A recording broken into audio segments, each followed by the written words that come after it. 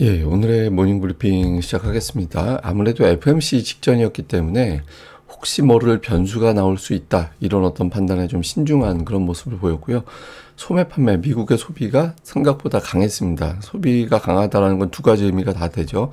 경제가 탄탄하다, 금리 인하 횟수가 생각보다 줄어들 수 있다. 뭐 이런 등등의 어떤 상상력이 어떤 가동되면서 역시 또 투자자들이 신중했던 이유로 작동을 했고, 우리 증시는 반도체가 어제 지수를 끌어올렸잖아요. 하락 종목 수는 일방적으로 많았고, 그래서 약간 이제 상승하는 종목 수가 줄어들면서 차별화 장세가 나타나기 시작하는 이제 그런 모습을 보여줬고, 고객 예탁금이 증가하고 있거든요. 근데 실질 예탁금 자체가 증가한 거냐, 그러니까 이것도 좀 논란이 되는 것 같아요. 그래서 이 부분도 잠시 후에 설명드리도록 하겠습니다.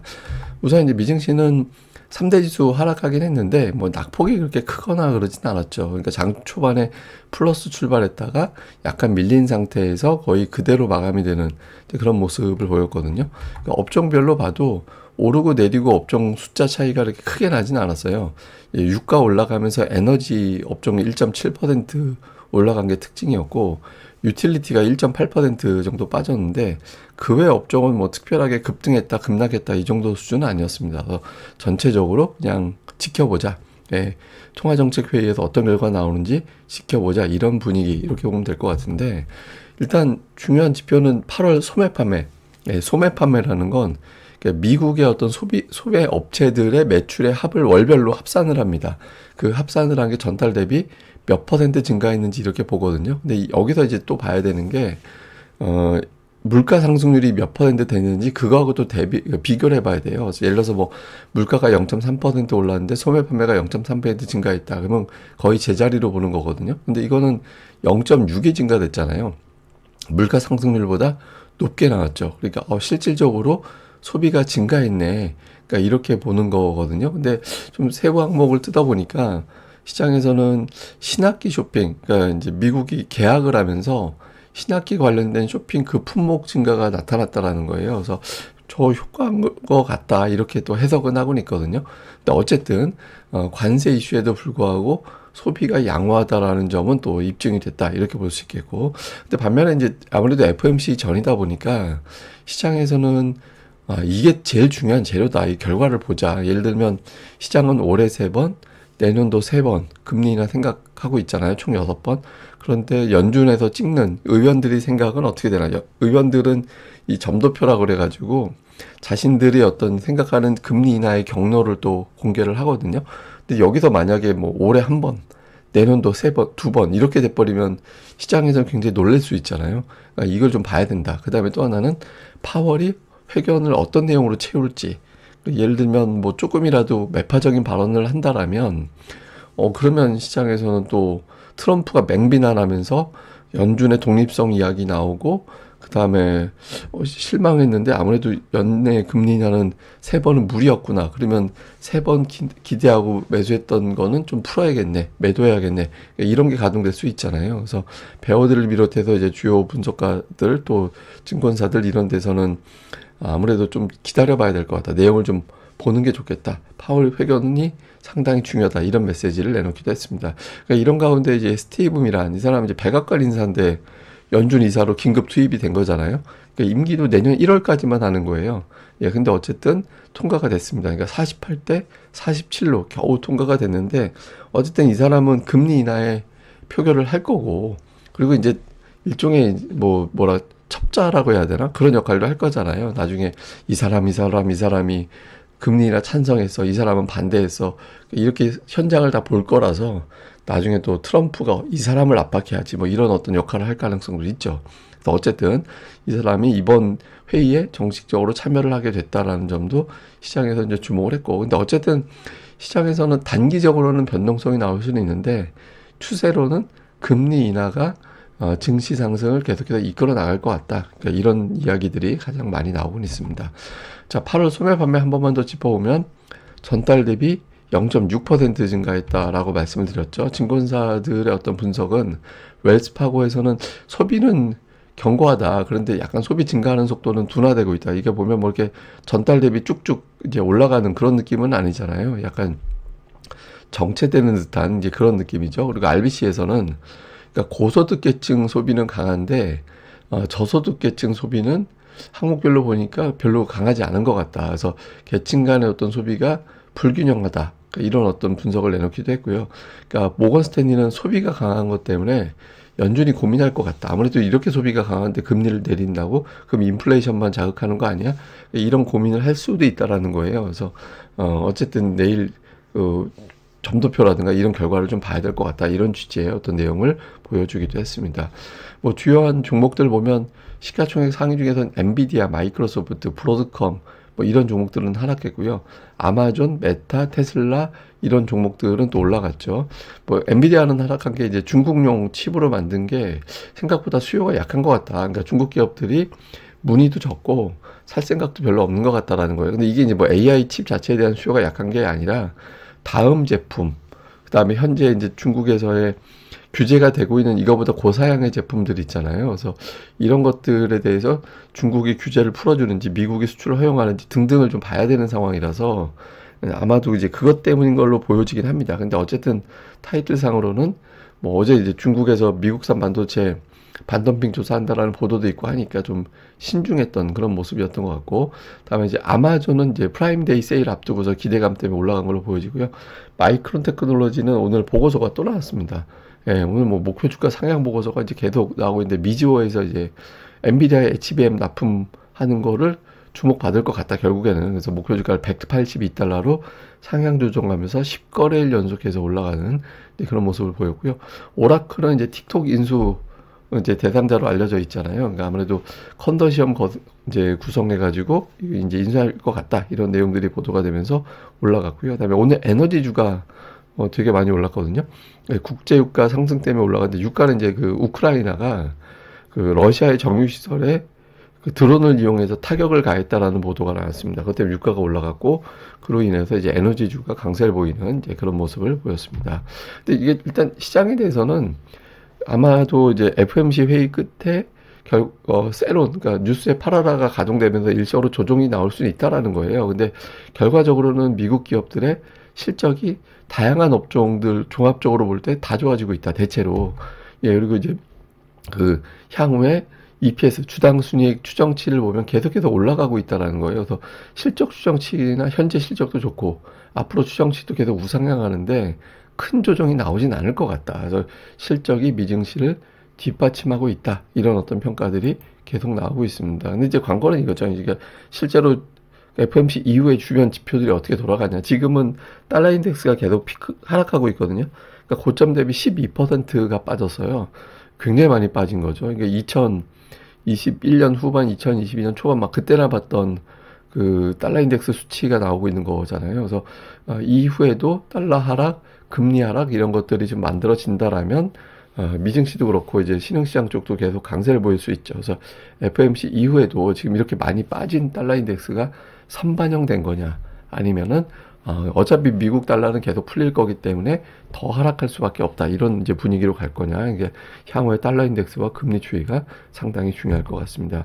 자, 우리 증시는 어제 지수는 상당히 강하게 올라갔거든요.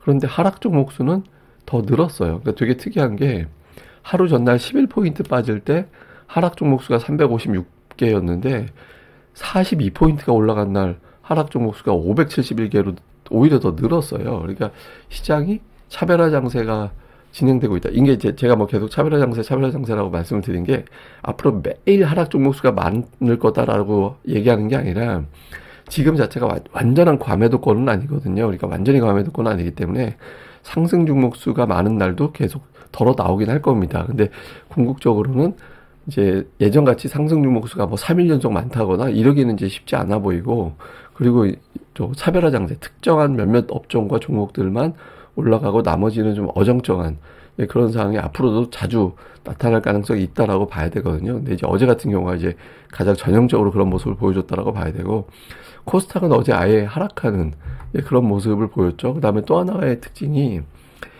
코스닥 지수도 어제 눌리기도 했지만 하락 종목 수가 계속 늘어나고 있어요. 그러니까 지금 하락 수를 보면 최근 3거래일 동안에 보면 늘어나는구나, 이런 것들이 그래프상으로 나타나고 있잖아요. 그래서 역시 시장이 코스피뿐만 아니라 코스닥 시장 자체도 조금씩 차별화 장세의 어떤 흐름들이 나타나고 있다. 그래서 지금은 어떤 업종 메인 주도주와, 근데 주도주라고 매일 올라갈 수는 없잖아요. 그러니까 메인 주도주가 있고 그 다음에 이제 주도주라고 저는 표현을 하는데, 그 다음에 이제 따라서 그 다음에 이게 쉴 때 다음으로 올라가는 종목군들, 이런 것들이 있을 겁니다. 그러니까 예를 들어서 메인 주도주가 일주일에 3일 올라간다라면 보조는 일주일에 한 이틀 올라가고, 하여튼 이런 구도, 그러니까 이런 구도가 나타날 가능성이 있거든요. 그래서 업종별로 이런 걸 적당하게 분산하지 않으면 상당히 소외받을 수 있다. 그러니까 이런 것들도 이제 좀 주의를 해야 될 것 같습니다. 자, 수급에서 어쨌든 외국인들이 단연 강하게 시장을 주도하고 있죠. 기관들이 매수하고 있다고는 하지만 금융투자가 매수하는 거라서 실질적으로 기관이 매수했다라고 보기는 좀 어정쩡하긴 합니다. 근데 특이한 건 연기금이 코스닥을 최근에 계속 담고 있거든요. 그래서 연기금이 담는 코스닥 종목은 주목을 해보는데 어쨌든 외국인들이 지금 시장을 주도하고 있다. 지금 9월 9일부터 9월 16일까지 5조 7천억을 매수했거든요.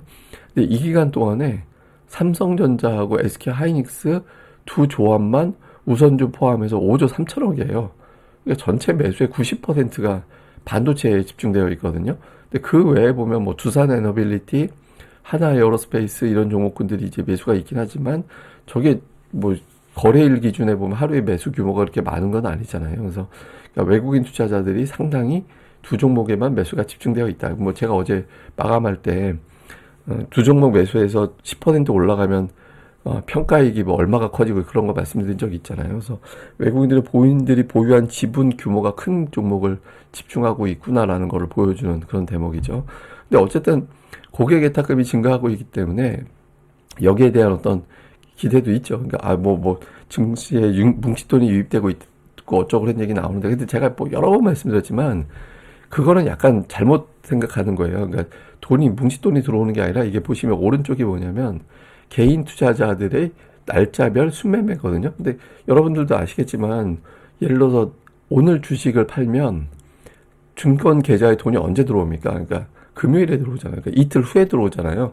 그러니까 이틀 후에 들어오기 때문에 개인들이 팔면 이틀 후에는 고객예탁금에서 증가가 나타나요. 표기가 돼요. 그러니까 이게 보시면 늘어나는 게 돈이 막 몇 조 원씩 들어오는 게 그게 아니라, 보시면은 몇 조 원씩 주식을 팔았잖아요. 몇 조 원씩 주식을 팔았기 때문에 그 돈이 주식 계좌로 들어오는 거로 보면 되거든요. 근데 그래서 실질 예탁금을 봐야 됩니다. 그러니까 매도한 자금 대비 얼마나 드러나고 있는지. 그다음에 또 신용을 쓰면, 신용을 쓸 때 그러니까 신용을 쓴 거에 일부 자금은 묶여야 되잖아요. 보증금 형태로 그러니까 묶이게 되죠. 그래서 신용이 늘어날 때는 또 그 예탁금의 증가를 조금 깎아서 봐야 되는 그런 측면도 있거든요. 그래서 실질 예탁금을 좀 봐야 되는데, 지금 약간 이제 보면 실질 예탁금 자체도 좀 불어나는 조짐은 있습니다. 돈이 좀 들어오는 조짐은 있거든요. 그래서 보통 이제 시장에서 어떻게 기준으로 삼냐면, 저점 대비 20% 이상 자금이 증가되면, 그리고 그 증가된 상태에서 며칠 동안 유지가 되면 이거 진짜 큰 돈 들어왔다.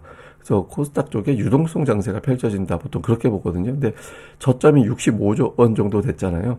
그러니까 65조 원이니까 20% 잡으면 대략적으로 이제 그러니까 뭐 넉넉 잡고 한 15조 원 정도 불어나면 그런 조건이 되는 거거든요. 그래서 예탁금이 한 이 상태에서 80조 원 정도까지 불어나게 된다라면 코스닥에 굉장히 어떤 강력한 어떤 유동성 장세가 펼쳐질 수도 있죠. 그래서 좀 많이 늘어나고 있는데, 여기서 이제 매도한 자금 말고 실질적으로 더 들어와서 또 이게 80조 원 근처까지 가게 되는지 그 흐름을 좀 주목을 해봐야 될 것 같습니다.